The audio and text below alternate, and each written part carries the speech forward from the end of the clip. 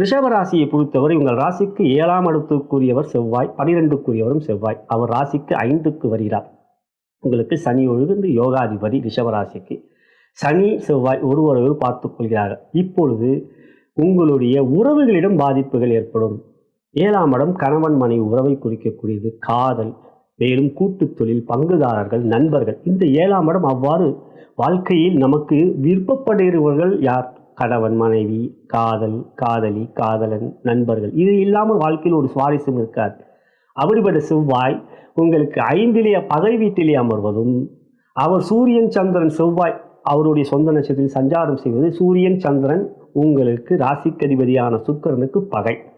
செவ்வாய் உங்களுக்கு சுக்கிரனோடு சேர்க்கை பெற்றால் அது பிருகு மங்களயுமே. செவ்வாய் உங்களை விரும்புவார், சுக்கிரனை விரும்புவார். காரணம், செவ்வாய் இரத்தக்காரகன், இளமையை குறிக்கக்கூடிய சுக்கிரன். ரத்தம், இளமை, இது இருந்தால் தானே இளைஞன் இளஞ்சி